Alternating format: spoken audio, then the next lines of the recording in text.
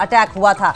आज इस आतंकी हमले में 2 जवान शहीद हुए हैं और काफिले के पास मौजूद सेना के 2 पोर्टर्स की भी मौत हो गई है। अधिकारियों ने बताया है कि आतंकियों ने गुलमर्ग के नागिन पोस्ट के पास बोटा पथरी में घात लगाकर निशाना लगाया है, हमला किया है। अचानक हुई गोलीबारी में चालक ने संतुलन खो दिया और वाहन खाई में जा गिरा। उसके बाद यह हादसा हुआ और उनकी मौत हो गई। हमले में जख्मी 7 लोगों को अनफान में अस्पताल पहुंचाया गया है। इनमें 2 जवान और 2 पोर्टर्स की मौत हो गई है। 3 अन्य जवानों का इलाज चल रहा है। सुरक्षा बलों ने पूरे इलाके को घेर लिया है। हालांकि रात होने की वजह से तलाशी अभियान में मुश्किलें आई हैं और अभी तक किसी संगठन ने हमले की जिम्मेदारी नहीं ली है।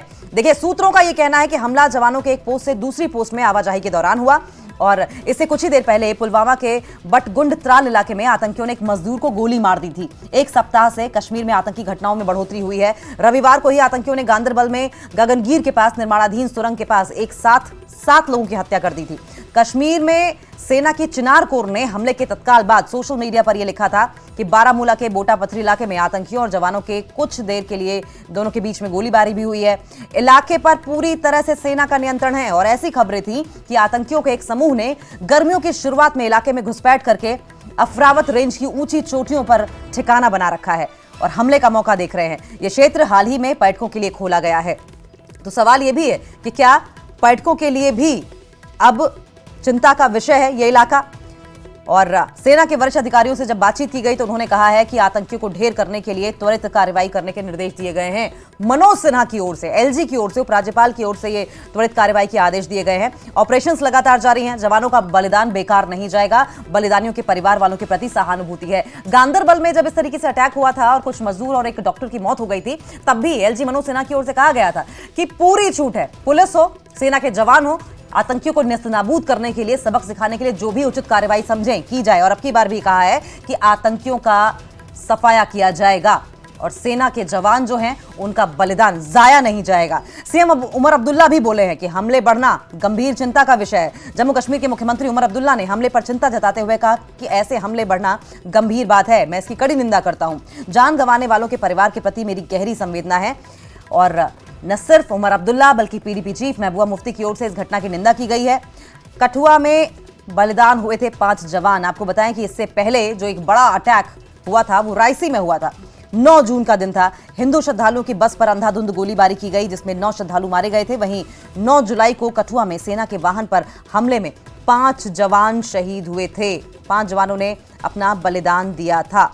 और इससे पहले, उसके भी कुछ दिन पहले आपने देखा था कि किस तरीके से शोपियां और गांदरबल के बाद आतंकियों ने अब पुलवामा जिले के त्राल में प्रवासी को निशाना बनाते हुए यूपी के बिजनौर के एक शख्स को गोली मार दी थी। उसे अस्पताल में भर्ती कराया गया है। अफसरों के मुताबिक आतंकियों ने गुरुवार सुबह 7:30 बजे घर में घुसकर वारदात को अंजाम दिया।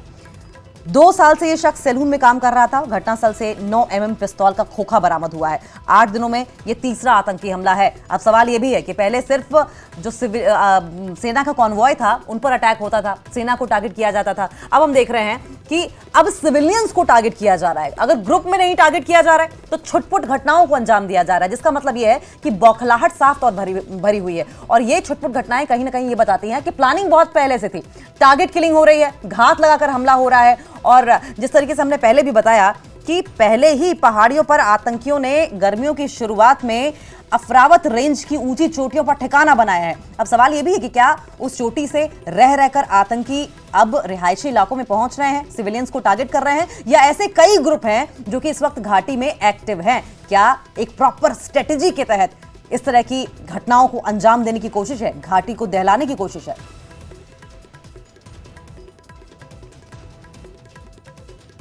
कायर पाकिस्तानी आतंकवादियों ने उत्तरी कश्मीर के बारामूला जिले के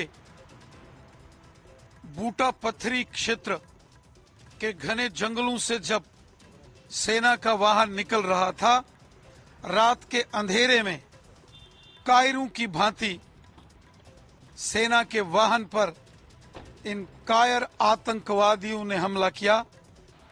इन आतंकवादियों को इनके गुनाहों की, इनके पापों की भारी कीमत चुकानी पड़ेगी। इस प्रकार से कुछ आतंकी इस वक्त एक्टिव हुए हैं और इस प्रकार की वारदातों को अंजाम दे रहे हैं। तो ये सीरियस मैटर है। आर्मी कि व्हीकल जब निकलते हैं, इकट्ठे होकर के निकलते हैं, इससे पहले भी कश्मीर में आर्मी पर अटैक करने का बहुत बार प्रयास किया गया। तो मुझे लगता है कि शायद उनको इस वक्त घेराबंदी की होगी, जंगल का रास्ता या दूसरा रास्ता, ऐसी जगहों पर वो वार करने का प्रयास करते हैं। तो उसके बाद दौड़ भी जाते हैं। स्थानीय लोगों को कहीं ना कहीं एक्टिव होने की जरूरत है, क्योंकि आर्मी ही हमें उन इलाकों में बचा रही है मिलिटेंसी से या दूसरी चीज़ों से। तो मुझे लगता है कि रणनीति जल्द से चेंज हो और लगातार इन वारदातों का होना चिंताजनक है। ये बहुत ही कंडेमनेबल बात है, इसकी सख्त मजम्मत करते हैं और बहुत ही दर्दनाक है, खतरनाक है। जिस तरह के आतंकवादियों के मंसूबे हैं, इनको नाकाम करना पड़ेगा। और हम केंद्र सरकार और यूटी की सरकार को कहेंगे कि इफेक्टिव स्ट्रेटजी जो है वो और बने। हमारी फोर्सेस जो है वो डट के लड़ रही हैं, लेकिन इस तरह के हमले एक शरारत है और चुनौती है, जिसके खिलाफ मुकम्मल जो है वो एक स्ट्रेटजी बननी चाहिए। खबर आई है गुलमर्ग में जो नागिन एरिया है वहाँ हमला हुआ आर्मी पे। इसकी तो और भी ज़्यादा तशवीश है, क्योंकि ये बिल्कुल सिक्योर्ड एरिया है, आर्मी की वहाँ बहुत प्रेजेंस है। वहाँ इस किस्म के हमले होना काफ़ी तशवीश के इसमें इसीलिए हम कहते हैं कि यहाँ रियासत को बहाल करना बहुत ज़रूरी है। और जैसे चीफ मिनिस्टर साहब को इन चीज़ों का तजुर्बा है, हम ये भी चाहते हैं कि वो सारे जो हैं जो इंस्टीट्यूशंस हैं और जो इस किस्म की एक्सपीरियंस की जो बातें हैं वो बहाल हो जाए। इस जम्मू कश्मीर को रियासत का दर्जा देने के बगैर कोई चारा नहीं है। तस्वीरें आप देख रहे हैं, अब इस पर सियासत भी हो रही है, लेकिन सवाल यही है कि आतंकियों का सफाया जल्द होना चाहिए। इसी पर मुनीर हमारे साथ सहयोगी जुड़ गए हैं। मुनीर, जिस तरीके से इस आतंकी घटना को अंजाम दिया गया है, अगर पिछले एक हफ्ते का हम पूरा घटनाक्रम देखें तो जाहिर तौर पर एक प्रॉपर स्ट्रेटेजी के साथ पहले से ही कई महीनों पहले की प्लानिंग के बाद इस तरह के छोटी छोटी छुटपुट अटैक्स और टारगेटेड अटैक्स और घात लगाकर अटैक किए जा रहे हैं। बिल्कुल आपने सही कहा है कि जिस तरह रात के दौरान जो गुलमर्ग के बूटा पथरी, मैंने पहले भी बताया कि गुलमर्ग से करीबन 10 से 12 किलोमीटर की एलओसी पर है। मैं गुलमर्ग में हूँ। आप पहले मैं आपको तस्वीरें दिखाने की कोशिश करूँगा।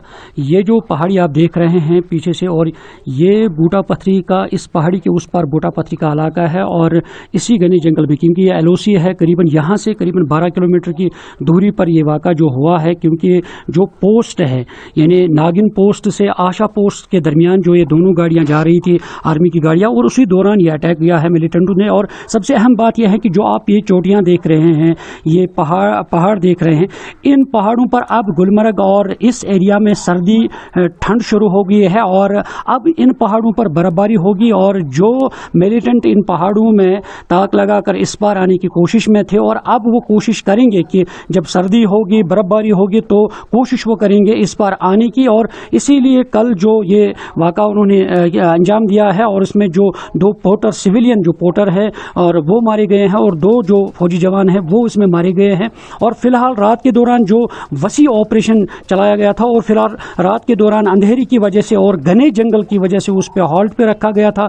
और अब सुबह सवेरे से ही जो ही रोशनी आई, और उसके दौरान फिर से वसी पैमाने पर फौज ने इस घने जंगल में ऑपरेशन शुरू कर दिया है। और उन मिलिटेंटों के जो घने जंगल में छुपे बैठे हैं, उनकी वसी पैमाने पर तलाश की जा रही है और शुरू कर दी गई है। और फिलहाल यहाँ गुलमर्ग की और यानी टंगमर्ग से किसी गाड़ी को यहाँ गुलमर्ग की तरफ जाने की इजाज़त नहीं है।